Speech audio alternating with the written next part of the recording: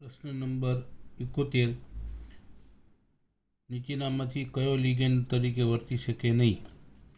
તો આમાં અબંધકારક ઇલેક્ટ્રોન યુગ્મ નથી, બીજી વાર આવી ગયો જવાબ ડી. સદંતીય ઋણ આયન લિગેન્ડ EDTA સવર્ષ નિર્દેશ કેટલા? 6 અને સંયોજકતા કેટલી? 4. તો 6 અને -4 જવાબ આવશે ડી. બરાબર, 72 ડી. ટેટ્રાએસિટેટ છે ને -4 થશે. નીચેનામાંથી કઈ સ્પીસીસ લિગેન્ડ તરીકે ઉપયોગી નથી? તો NO+1 છે, ધન. મેં વાત કરી ને તમને, આ ધન લિગેન્ડ છે, આ લિગેન્ડ છે. તો CO સ્પીસીસ લિગેન્ડ તરીકે ઉપયોગી નથી. તો 73મા પ્રશ્નમાં NH+1 નહીં આવે, NH3 આવશે. NO ને NO2 બે ધન આયન લેવાના આપણે લિગેન્ડ તરીકે. પરમાણુનો સમૂહ લિગેન્ડ તરીકે ખાલી જગ્યા હોય તો વર્તી પરમાણુનો સમૂહ લિગેન્ડ તરીકે ખાલી જગ્યા હોય તો વર્તી શકે. તો હાઇડ્રોકાર્બન અણુ હોય, ખૂબ જ નાના હોય, અણુમાં અબંધકારક ઇલેક્ટ્રોન યુગ્મ હોય અને ધન વીજભારિત. તો 74મો પ્રશ્ન જે છે, તો એમાં જો અબંધકારક ઇલેક્ટ્રોન યુગ્મ પછી નાનો હોય કે મોટો હોય કે ગમે તે હોય, અબંધકારક ઇલેક્ટ્રોન યુગ્મ હોય તો લિગેન્ડ તરીકે વર્તી શકે, કેમ કે ઇલેક્ટ્રોન યુગ્મનું દાન કરશે તો સવર્ગ બંધ બનશે ને. 75 કેલ્શિયમ ધાતુ આયન આસપાસ EDTA લિગેન્ડ કેટલા અણુ ગોઠવાઈ શકે? તો 1. સદદંતીય છે ને, તો 75માં આવશે, જવાબ આવશે બી. નીચેનામાંથી કયો દ્વિદંતીય ઋણ વીજભારિત લિગેન્ડ? દ્વિદંતીય ઋણ તો સાયનો -1, એસિટેટો -1, ડાયમિથાઇલ ગ્લાયોક્સી મેટો. કયો જોઈએ આપણે દ્વિદંતીય ઋણ? તો ઇથિલિન ડાયમાઇન. ઇથિલિન ડાયમાઇન કેવો છે? આ તો તટસ્થ છે, બરાબર. તો 76માં જવાબ આવશે સી, ડાયમિથાઇલ ગ્લાયોક્સી મેટો. આપણા કોર્સમાં નથી આપ્યો, આપણા લિસ્ટમાં નથી, પણ બાકીના 3 નથી જવાબ, એટલે જવાબ એ ચોથો આવશે, એવી રીતે ધારણા કરી શકાય. પ્રશ્ન નંબર 77 EDTA લિગેન્ડનો વીજભાર અને તેમાં રહેલા સવર્ષ નિર્દેશની સંખ્યા. એ આવી ગયો પ્રશ્ન. તો એનો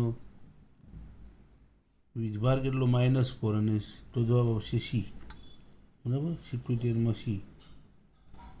78 નીચેના પૈકી કયું લિગેન્ડ કિલેટ સંયોજન બનાવતું નથી? તો ઇથેનેમાઇન. આમાં આ એકદંતીય છે, આ ડાયમાઇન દ્વિદંતીય, આ બધા બહુદંતીય છે, તો આ નથી, તો આ કિલેટ નહીં બનાવે.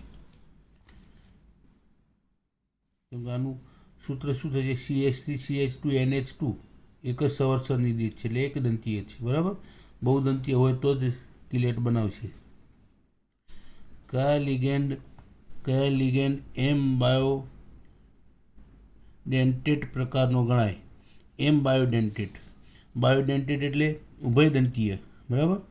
તો આપણે જોયા ને કે NO2 અને HCN અને CNS, બરાબર. તો આમાંથી ઓક્સિજન આપણો જવાબ આવશે આ. આપણા બે આપેલા છે, NO2 અને HCN. તો અમે બે સવર્ષની વારાફરતી જોડાઈ શકીએ, બરાબર. તો એમ એટલે આપણે આમ લખતા ને એમ HCN અને એમ CNS, બરાબર. તો આ એમ એટલે ધાતુ આયન અને બાયોડેન્ટેટ. તો 80મો પ્રશ્ન નીચેનામાંથી કયો લિગેન્ડ એમ બાયોડેન્ટેટ નથી? NO2 છે, HCN છે, ડાયમિથાઇલ ગ્લાયોક્સાઇમ છે, તો CN નથી. તો 80માં જવાબ આવશે CNમાં નાઇટ્રોજન જોડાઈ શકે, આ પણ જોડાઈ શકે, બરાબર. 80માં તો ડાયમિથાઇલ ગ્લાયોક્સાઇમ DMG છે ને, એ કેવો છે? બાયોડેન્ટેટ નથી, બરાબર. એમ બાયોડેન્ટેટ એટલે કે ઉભયગુણી નથી, ઉભયદંતીય નથી. સવર્ષ સંયોજનોનું નામકરણ. EDTA પરનો વીજભાર જણાવો. EDTA નો વીજભાર -4 ડી જવાબ આવશે. ટ્રાયએમાઇન ડાયએક્વા ક્લોરાઇડો કોબાલ્ટ 3 ક્લોરાઇડનું સાચું સૂત્ર જણાવો. તો આપણે સૂત્ર લખવાનું, ટ્રાયએમાઇન. જો આનું સૂત્ર લખતી વખતે તમારે શું થાય ધ્યાન રાખવાનું કે ટ્રાયએમાઇન પહેલાં તો ધાતુ આયન કયો છે, એમાં ધાતુ આયન શોધી કાઢો. પહેલાં કૌંસ કરો, બરાબર. કોબાલ્ટ છે ને, કોબાલ્ટ તો CO લખો +3. અને ઋણાયન કયો છેલ્લે લખેલો ક્લોરાઇડ, તો 1 Cl પહેલાં લખી નાખો. જરૂર પડે બીજભાર સમતોલિત કરવામાં લખશું, બરાબર. તો ટ્રાયએમાઇન તો NH3 કેટલા, NH3 3. ટ્રાયએમાઇન ડાયએક્વા H2O કેટલા 2 અને ક્લોરાઇડો એટલે Cl 1, બરાબર. હવે આનો +3 છે, આનો 0 છે, આનો 0 છે, આનો -1 છે, તો આનો +2 થશે, તો +2 Cl2. આવું સૂત્ર જ્યાં લખેલું હોય, બરાબર. તો પ્રશ્ન નંબર 82ની અંદર આવું સૂત્ર ક્યાં લખેલું છે, કોબાલ્ટ 3. હવે ક્લોરાઇડો કેટલા છે, 1 જ છે, બરાબર. Cl 1 જ છે, એનું સાચું સૂત્ર. તો ટ્રાયએમાઇન ડાયએક્વા, તો બધામાં ડાયએક્વા છે. NH3 પણ 3 છે, તો 3 ને 2 5 અને 1 Cl જોઈએ ખાલી, બસ. ક્લોરાઇડો છે ને, તો આમાં ટ્રાયએમાઇન 3 ને 2 5 અને Cl 1 આવ્યો, બરાબર. તો જવાબ આવશે આમાં Cl2 અને Cl. તો સવર્ગાંક આમાં કેટલો થશે, 3 ને 2 5 અને 2 7 થઈ જશે. આ જવાબ નહીં આવે, જવાબ આવશે A. 3 ને 2 5, 5 ને 1 6 સવર્ગાંક થઈ ગયો. તો આનો વીજભાર +3 છે, આનો -1 0 0, તો +2 એ જવાબ આવશે. 82માં જવાબ આવશે A, બરાબર. આમાં B આપેલો છે, B નહીં આવે, સવર્ગાંક વધી જશે એમાં. પ્રશ્ન નંબર 82 છે ને, એમાં આવશે જવાબ A. પછી 83 Fe+3H2O4 COO એટલે એસિટેટો ટ્વાઇસ, તો 4 ને 2 6 સવર્ગાંક અને Cl. તો હવે Cl કેટલો આવશે, જો એમાં Feમાં આવો લખેલો છે, Fe+3 H2O4 COO ટ્વાઇસ પૂરો અને Cl2, બરાબર. Cl2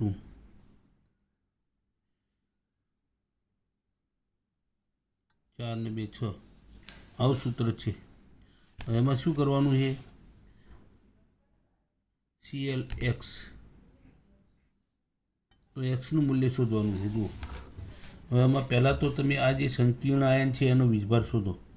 તો Fe +3, H2O 0 અને એસિટેટોનો -1, તો 2 નો -2, તો આ +1 થશે, તો આ -1, તો એક જ Cl હશે. x બરાબર 1 આવશે, બરાબર. તો x બરાબર 1. 83માં જવાબ આવશે A. x બરાબર x = 1. 84મો પ્રશ્ન, પ્લેટિનમ 4 Cl NO2 આમાં એક્સનું મૂલ્ય કેટલું. જો આનો સૂત્ર લખું અહીંયા, Pt4 Cl NO2 twice NH3 ટ્રાઇસ અને x આનો વીજભાર. જો આમાં તમને પ્લેટિનમની ઉપર 4 લખેલા છે એટલે એનો +4 ગણાય, આપેલો જ છે. આ -1, NO2 કેટલો છે, 1 નો -1, તો 2 નો -2, NH3 તટસ્થ છે એટલે 0, તો -3 અને +4 એટલે આવશે +1, x બરાબર +1.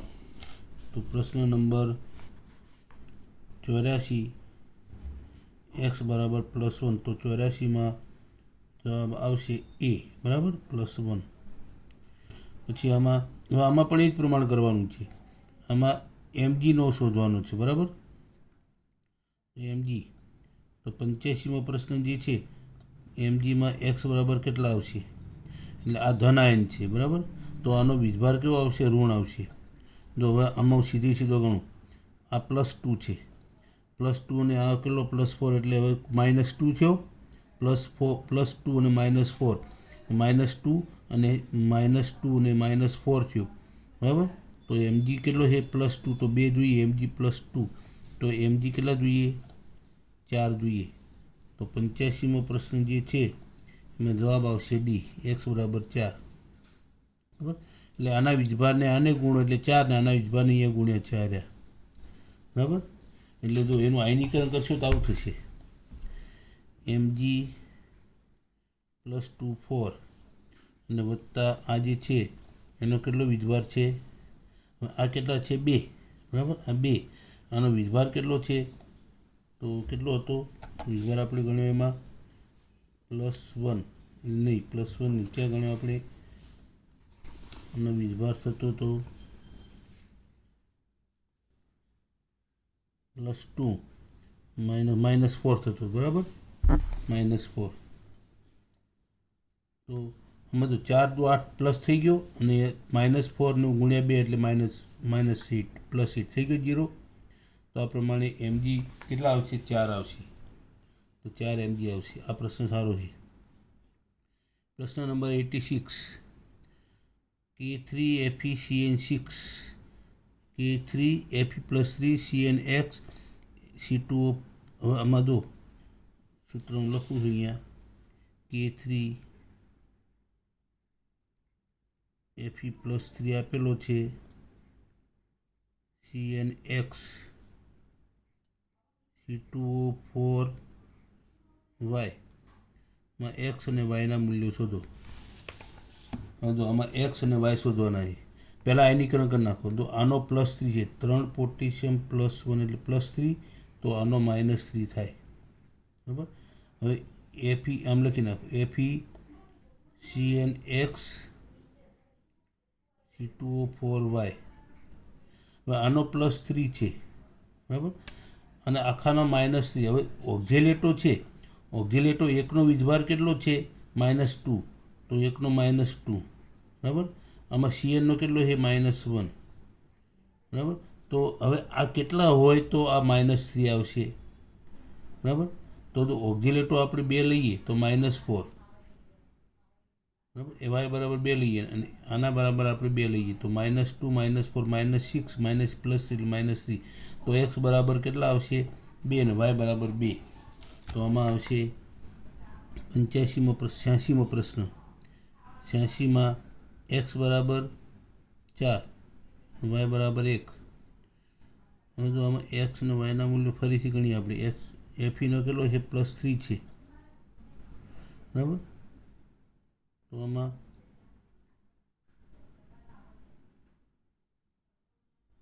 તો 2 જવાબ આવી શકે આમાં, કેમ કીધું. અને આપણે જો એક તો આ સાચો જ છે, બરાબર. એટલે x બરાબર 2 લ્યો અને y બરાબર 2 લ્યો. હવે તમે x બરાબર 4 લ્યો અને y બરાબર 1 લ્યો તો આ -4 અને -2 એટલે -6 એ પણ થાય. તો x બરાબર 4 ને y બરાબર 1 છે, x બરાબર 4 ને y બરાબર 1, x બરાબર 4 ને y બરાબર 1 આવ્યો. અને પહેલો આપણે કઈ લીધો, x બરાબર 2 ને y બરાબર પણ 2 લીધો, પહેલો ને બીજો. તો 86માં જવાબ આવશે પહેલો અને બીજો.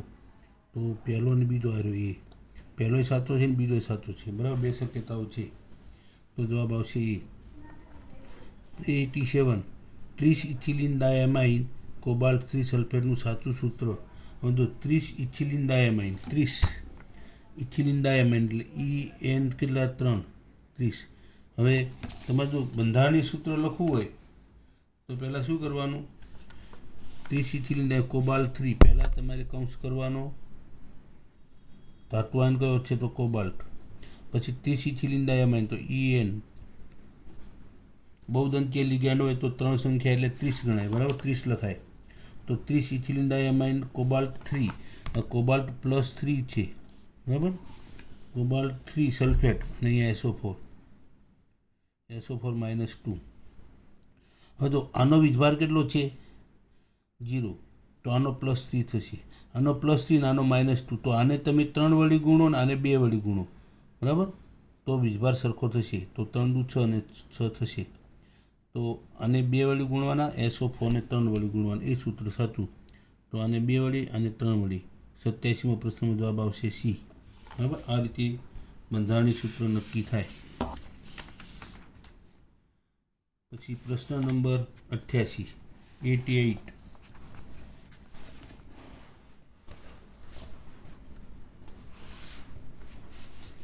નીચેનામાંથી કયા સંકીર્ણમાં સંક્રાંતિ ધાતુ શૂન્ય ઓક્સિડેશન અવસ્થા ધરાવે? તો આમાં CrCO6, કેમ કે આ કેવો લિગેન્ડ છે, આ તટસ્થ છે 0, તો આ 0 થાય તો બી આવશે જવાબ. PtBrNH3NO2Cl, નું સાચું IUPAC નામ શું? તો આમાં સાચું IUPAC નામ તો પહેલાં કયો લખાશે? આમાં 89માં પહેલાં લખાશે એમાઇન, બરાબર, AM, પછી N આવશે, પછી એટલે બીજા નંબરમાં ક્લોરાઇડો આવશે, ત્રીજામાં આવશે. તો પહેલાંમાં એમાઇન છે 3, પછી બ્રોમાઇડો કેટલા છે? બ્રોમાઇડો છે 1, બરાબર, પછી આ લિગેન્ડ છે BrCl 4 લિગેન્ડ છે, પછી ક્લોરાઇડો આવશે, પછી નાઇટ્રાઇટો આવશે, પછી પ્લેટિનમ. ઓક્સિડેશન આમ કેટલો થશે?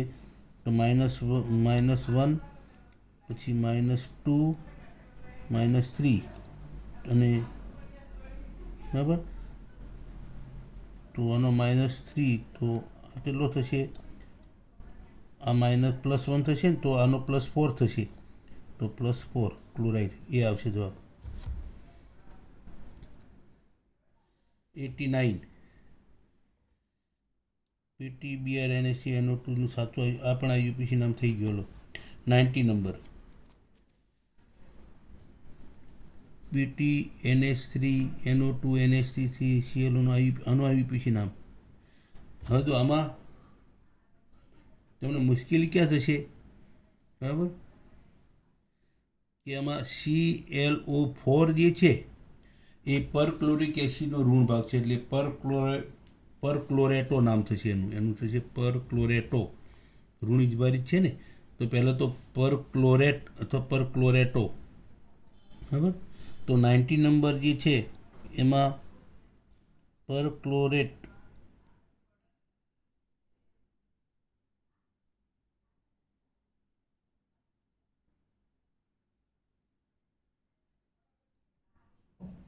ડાયએમિડો NH2 એમિડો ટ્રાયમાઇન નાઇટ્રોપ્લેટિનમ 4 ક્લોરાઇડ, ક્લોરાઇડ તો નથી જ, બરાબર. તો ટ્રાયમાઇન નાઇટ્રાઇટો, તો આનું નામ PT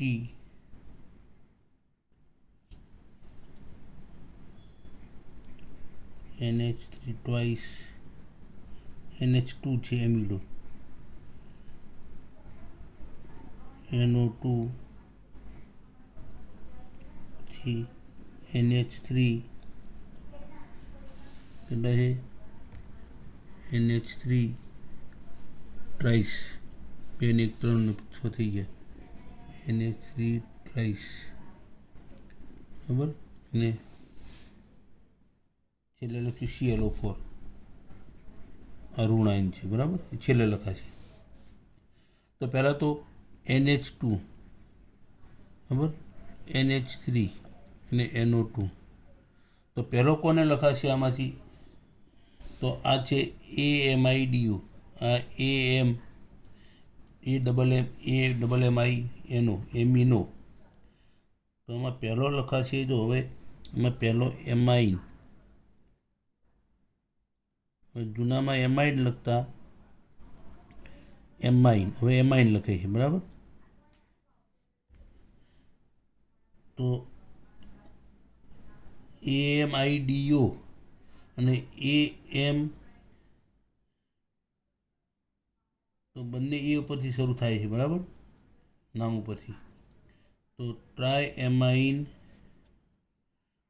ડાયએમિડો ટ્રાયએમાઇન નાઇટ્રોપ્લેટિનમ 4 ક્લોરાઇડ, ક્લોરાઇડ નહીં પણ પરક્લોરેટ લખ્યું હોત તો સાચું પડે. તો ટ્રાયએમાઇન નાઇટ્રાઇટો નહીં આવે, તો ટ્રાયએમાઇન ડાયએમિડો નાઇટ્રોપ્લેટિનમ 4 ટેટ્રાઓક્સો ક્લોરેટ, ટેટ્રાઓક્સોક્લોરેટ અને પરક્લોરેટ કહેવાય.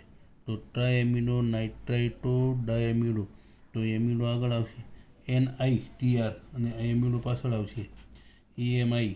તો આવશે ટ્રાએમિનો નાઇટ્રાઇટો ડાએમાઇન. ડાએમાઇનમાં ડી નહીં ગણવાનું, એમ ગણવાનું, એ ગણવાનું, એમિડો.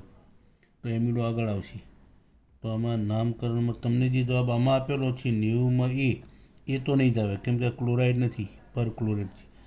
તો એમાઇન પછી એમિડો, નાઇટ્રોપ્રિન, ટેટ્રાઓક્સોક્લોરેટ આ કહી શકાય જોઈએ. બરાબર. આમાં નાઇટ્રો આગળ લખ્યો તો આ તો નહીં જ આવે, તો જવાબ સીની શક્યતા છે. બરાબર. ખોટું તો છે એમાં, કેમ કે જૂના નિયમ પ્રમાણે નામ આપ્યું છે ને, જૂના નિયમ પ્રમાણે. નવા કોર્સમાં નથી આપ્યા તમને આ. બરાબર. એટલે એને આપણે જતું કરીએ.